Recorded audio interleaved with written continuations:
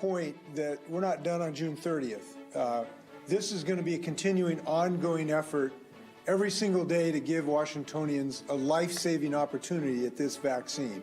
And that's Governor Jay Inslee breaking down on what state reopening is all about, still pushing those vaccinations as our state is almost at that 70% vaccination rate. What does that mean for health and safety as the state reopens on June 30th? What's happening with the eviction moratorium and the city of Seattle's new renter protection rules, which the mayor will not sign, by the way, and why am I sitting here in a Hawaiian shirt? Well, we're going to answer those questions here on Seattle News, Views, and Brews, your coffee break political podcast. Brian Callanan here. I'm a host on Seattle Channel. The views expressed here are my own. And just to spill the beans on that last question, yes, I am in Hawaii, but I thought we'd try out the bonsai pipeline connection across the airwaves here with me and Kevin. So, Kevin, I think I found the only place in the U.S. that is actually cooler than where you are right now. Oh, it's crazy hot. But, you know, it's good to see that you bring that microphone with you whenever you go on vacation. Got to be done, man. You never know. You never know when important podcast information is going to come out. So thank you for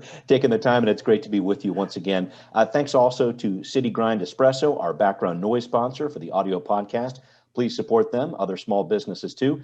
Thanks also to our patrons for supporting our show, hoping to bring some more people on board soon for that. We're asking for your support at the $10 level so we can send you, Kevin, do you have it ready here there? Here we Your go. very own Seattle News, Brews, and Brews coffee mug. I did not bring a mug with me. So Kevin, got to pull this one. And I will admit, you brought the microphone, but you didn't bring the mug. I know, okay, next time. That's the big error. Mine, I will admit, is full of iced tea at the moment. Okay. But it works super well for iced tea. That's a handy thing to know in the next week here in Seattle. Important point, because the temperatures are getting over 100, as we know. Our patrons are great in their support of us. We thank them for that.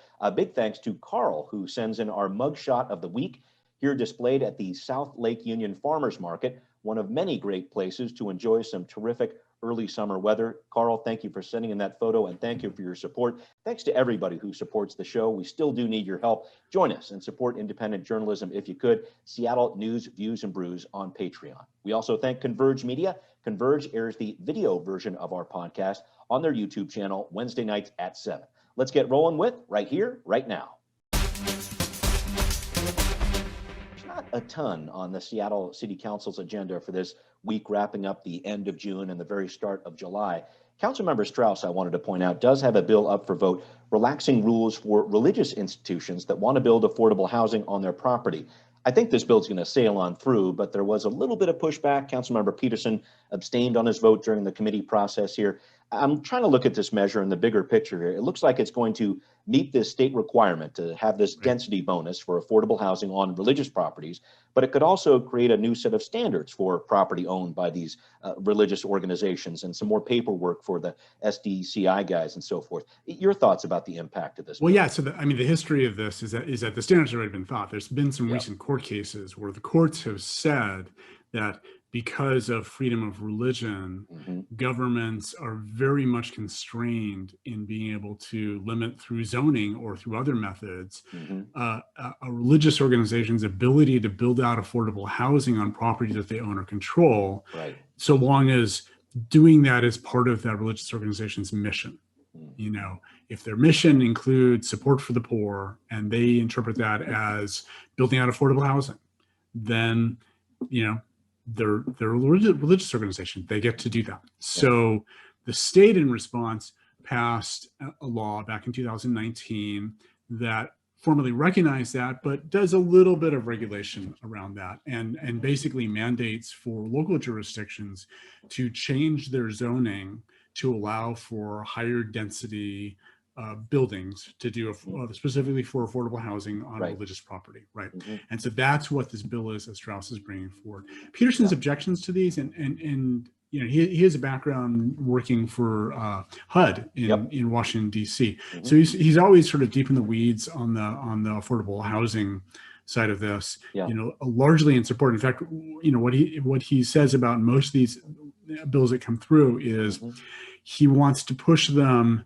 to he wants to recognize that a lot of the need is really on the very poor range of people who need So why affordable not housing. be building? So rather okay, than yeah. have it, have the affordable housing open to people up to 80% of the annual median income, he says, let's make it 60%, or in some cases, let's make it 30%, right? So let's really, rather than, let the stuff, the affordable housing fill up with people who, could potentially afford, kind of the low end of the market rate housing, right?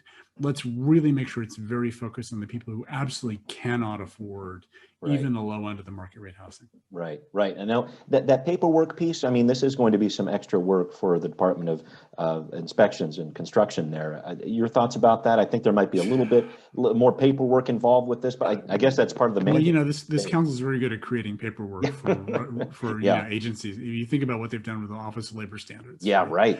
Just creating paperwork has not been a limitation for the city council to pass regulations. That's fair. I don't think they're going to start now. Okay, all right, that's fair.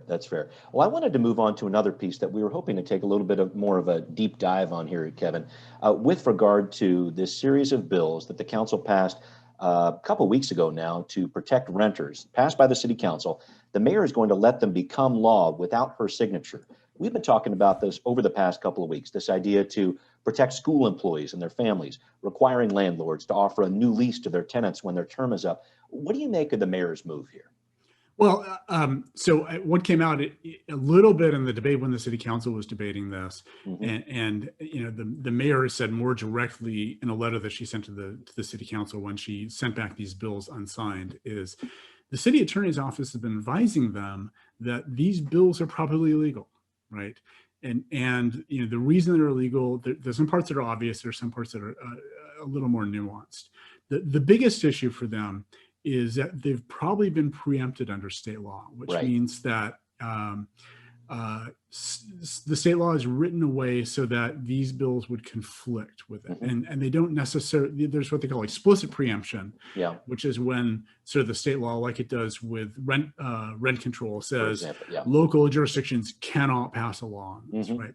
And then there's implicit preemption, where it means that local jurisdictions can't do something that's in conflict with it. So for example, if the state passed a law that said maximum speed limit on residential roads is 25, then the city can't pass one that says, no, it's 30. It could be under that at 20. But it could pass one that says 20, and that's not in conflict, right? So 30 would be preempted.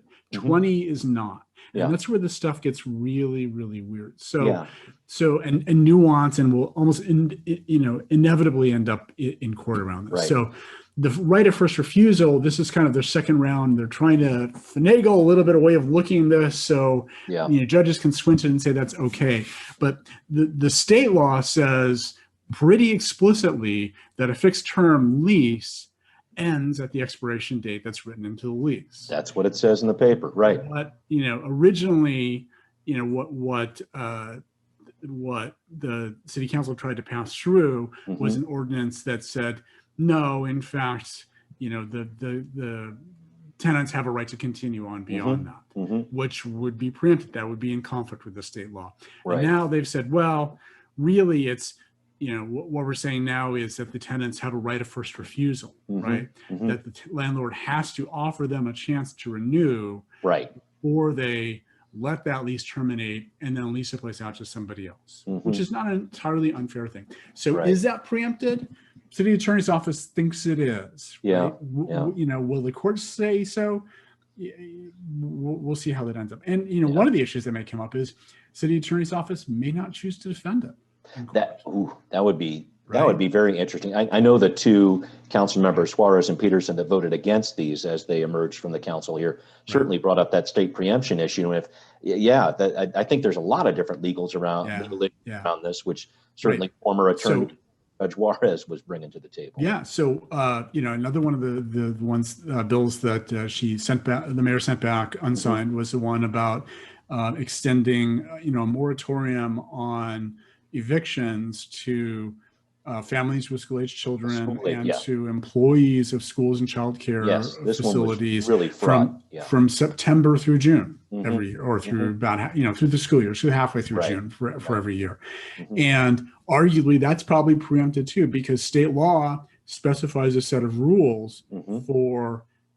for how evictions are supposed to work. Right. Right. And this is saying, we know these rules for how these are supposed to work, and the cases that are supposed to work are written in a state law. Yeah. We're saying, no, you can't actually evict Yeah. them. So it's like, that's probably, and also, there's an argument to the extent that, this comes back to issues around property rights. And we're going to talk more about property rights in a minute. Yeah. Rules that the governments can restrict property rights in certain cases, but they actually have to have a good reason to do it. And in this case, they can't be arbitrary and capricious about it. And they're saying like custodians of childcare agency, could are included in this. And, but custodians working in the building next door are not. Right. And I think you're starting down the path that I really wanted to go with this, Kevin, because you wrote in Seattle City Council Insight about this with regard to the different court decisions that surround this. The Supreme Court recently deciding a case on this with regard to the taking of property. Now, this, at first, to me, it seemed like, oh, wait a minute, how does this really relate? But I thought you put together a really interesting analysis of this, what the Supreme Court's talking about and how that could potentially impact what we're talking about here with tenants and landlords in Seattle.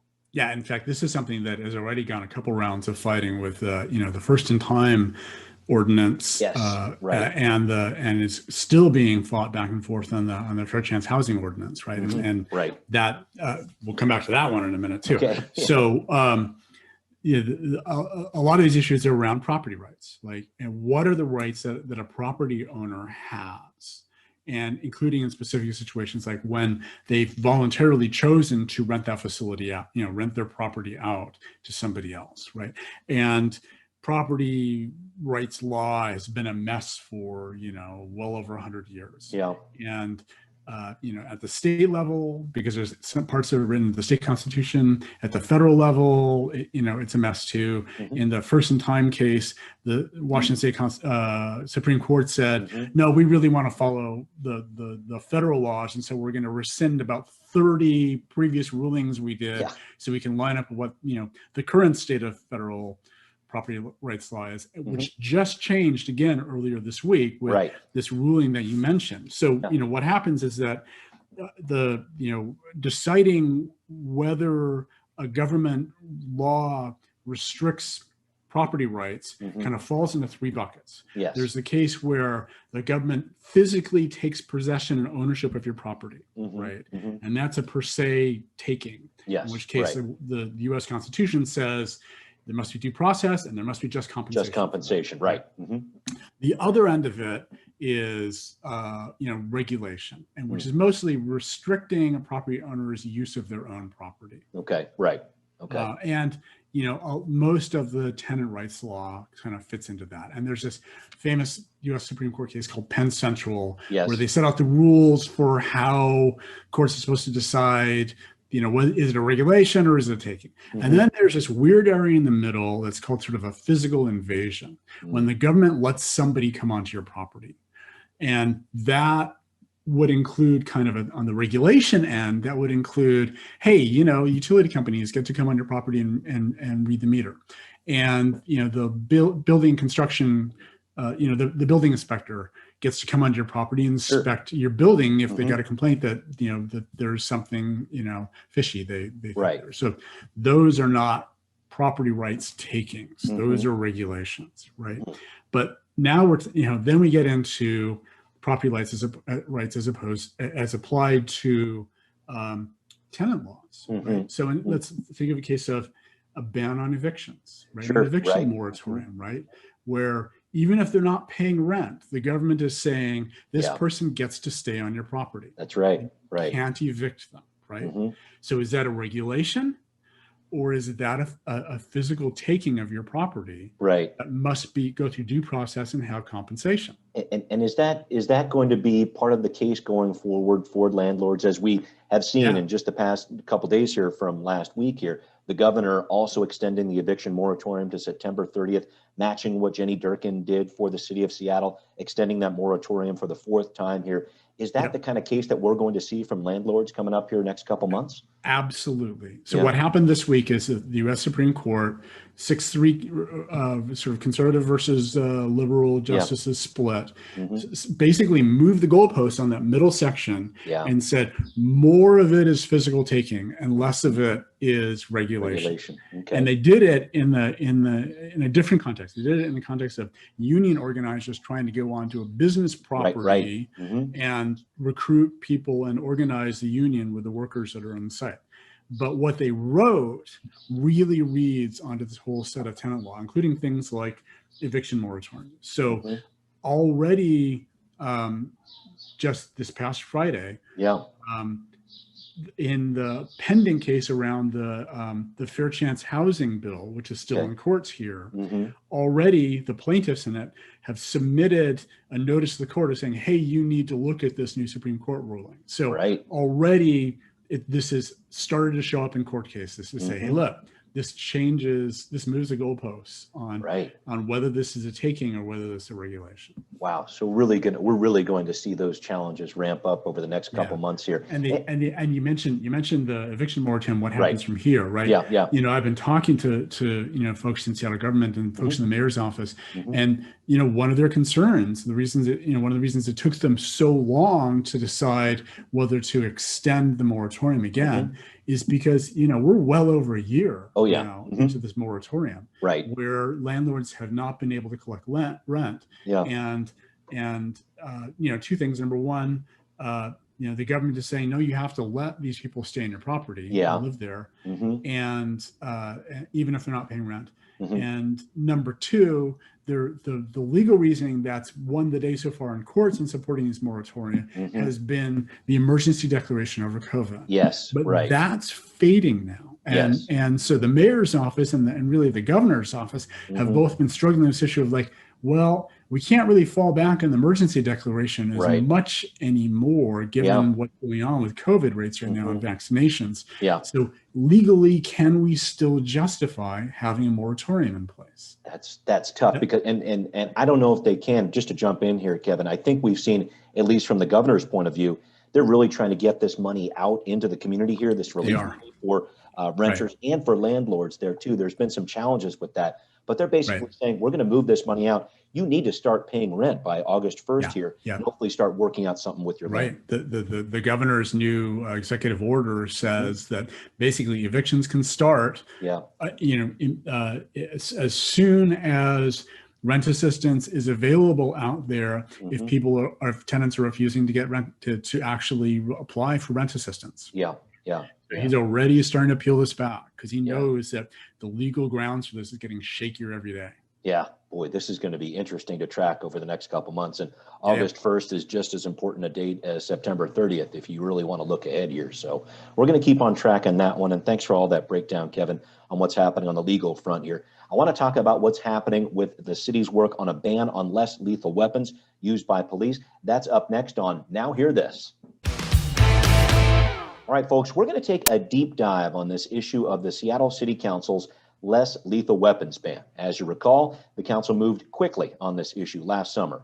Too quickly, as it turns out, banning a number of less lethal weapons like blast balls, stun grenades, tear gas last June in the wake of the George Floyd protest. Almost a year ago exactly, they passed these measures. The mayor also did not sign that legislation. The federal monitor overseeing the consent decree didn't like what was going on either. Neither did the Department of Justice. So here's a short summary of what the DOJ was worried about from Public Safety Chair on the council here, Councilmember Lisa Herbold.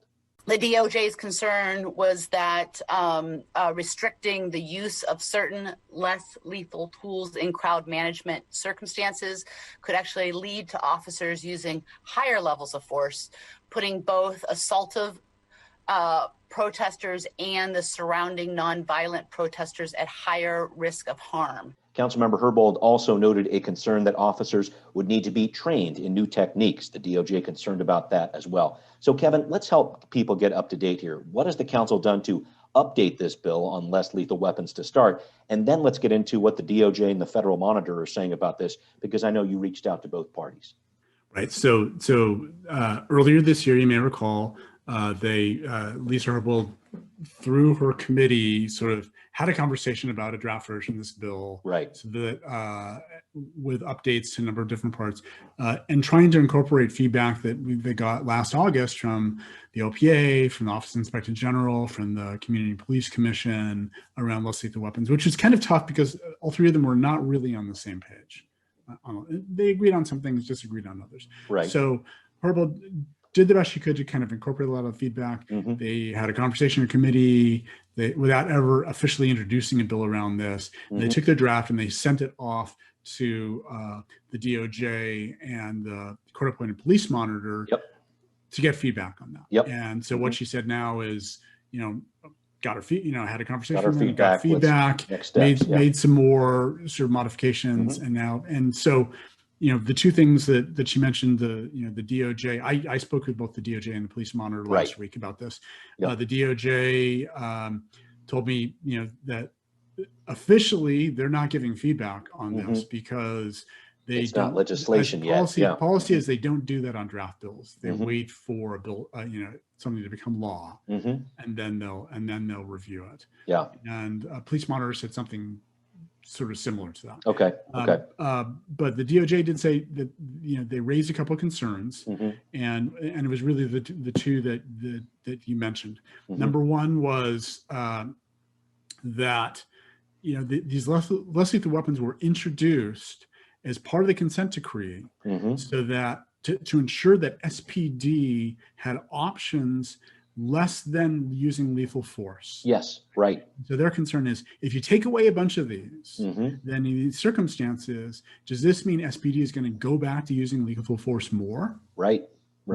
And then the second concern was, hey, are you leaving SPD enough time to actually go retrain all their police officers? Or are you taking away all these weapons before they have a chance to get retrained? Because that's a recipe for disaster. Agreed. Right. So they haven't blessed anything yet, but they raised those two, and Herbold has tried to address those two issues.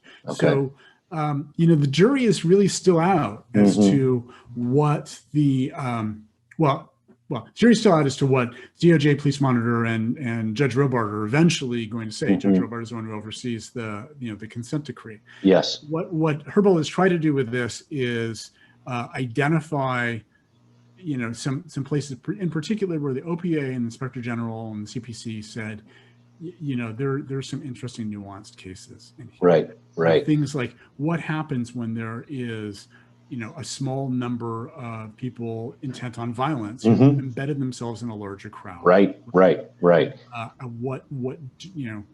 What tools are they going to have to deal with?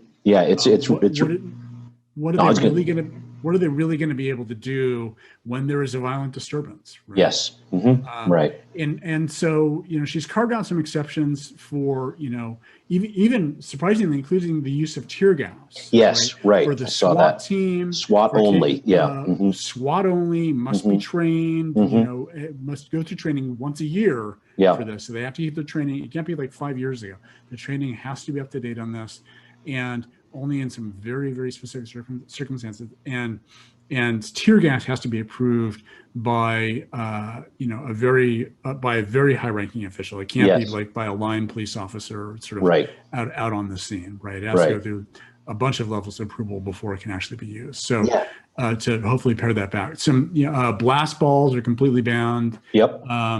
One of the interesting things is, the earlier versions of this talked about 40 millimeter launchers, right? And 40 millimeter launchers are used for two different things. They're used for rubber tip bullets. Yes. And they're also used for chemical weapons, chemical deterrents, like pepper balls. Pepper balls, which is basically OC pepper spray, a little thing where you can launch it over a crowd and then it kind of opens up and hits a lot of people. And unfortunately, it's sort of indiscriminate use. Right. They don't want that used during crowd control. I know that's they don't want. Right, but crowd control is an interesting thing that Herbold has defined a little differently this time. Right, crowd control is specifically about trying to disperse or move a crowd, and so she's distinguishing that between this case you're talking about a minute ago. You've got a small group of people intent on violence who've embedded themselves, 20 feet into a large peaceful crowd. Right. And so she's trying to carve out some ways, but but from a policy point of view, this still all falls short on a couple of different things. One of them is to that question, like nobody's actually saying, what is it we expect police officers to do in the situation when there is a small group of violent people embedded in a larger peaceful crowd? We're just telling them what they can't do. Right. Yeah.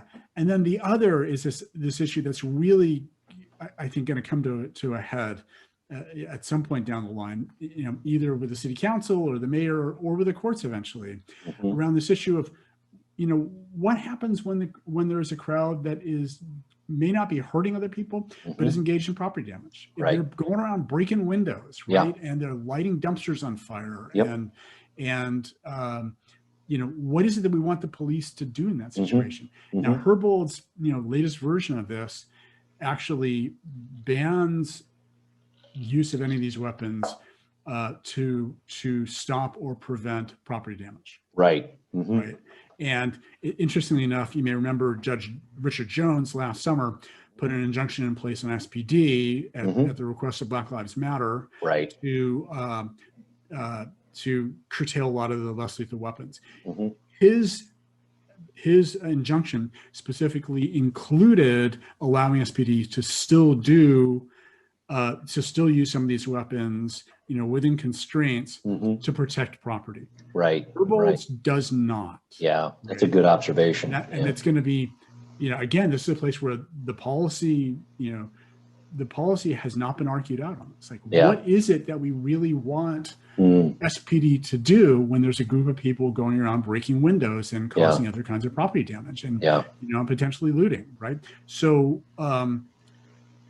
they haven't had that conversation. There's certainly strong views with activists and advocacy groups, with several members of the city council on this issue of, people come before property. Of course. Not be injuring people to protect property. Right. That is far from a universal point of view. Yeah. And it's very controversial. And we're not really trying to get to consensus on that and have a conversation. We're just trying to legislate it through. And that really could come back to bite them on this. Yeah. It's going to be interesting to watch this play out because the next committee meeting is scheduled for July 13th. I'm not 100% sure if there's going to be something to be voted out.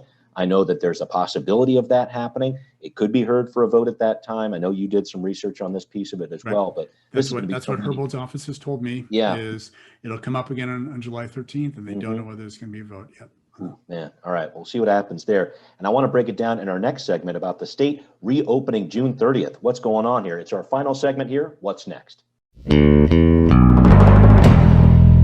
All right, Kevin, here we go. The state fully reopening, and those are air quotes I'm putting up there, folks, June 30th. My question is, are we ready? We're not quite at that 70% mark the state had wanted to hit in terms of vaccinations, hovering around 68.1.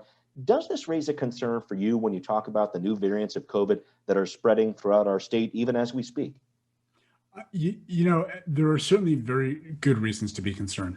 I think an important part of the context at this point is when you talk to health officials and look at the data, almost all of the deaths and most of the hospitalizations, vast majority of the hospitalizations that we're seeing for COVID are unvaccinated. That's right. Almost zero for vaccinated people. There are very, very few breakthrough cases on this, right? So this has really become, at least as things stand right now, a pandemic for the unvaccinated. So the fact that the vaccination rate, ongoing vaccination rate, has slowed down is certainly a real concern. 30% is still a lot of people in the state. Right. That is, that's a lot. That's still millions of people. That's probably up to 3 million people in this state. Right. And in some cases, it disproportionately hits poor communities and communities of color. Right. And some of that is vaccine hesitancy, but some of them is just ability to reach those communities. Right. Given that they may have challenges of actual access to a vaccine. So we can't let up on that. It's great. The studies have shown 70% is about the point where you really get to herd immunity. So the fact that we're almost 70%, and we're going to get to 70%. Yeah, I think we So will. there's still lots of room to get to, kids and teenagers. That's a good point. And I think there are a lot of parents who are going to insist that those kids get vaccinated. So we're going to get to 70. I have no doubt about that. Right. I'm really more worried about the vulnerable population. Yeah, right. We're going to let down our guard. Mm-hmm. And so the Delta variant, which is the one that's sort of big on concern the rise right now, Yeah. is a big concern. But with the high rates of COVID cases in a number of countries in the world, right? We're not done seeing new variants. Yeah, that's this is going to be with us for years. Yeah. The more cases we're still seeing out there, the more chances we're going to see more variants. Yeah. Right? And we could see one that actually escapes the vaccine. That's the big long-term risk. Yes. And that's where that research needs to continue on that. Yeah, keep going. Research needs to continue, and it's in our best interest here in the United States to get the rest of the world vaccinated. Yeah. Because that is the thing that's going to reduce significantly the chances of more variants. Right.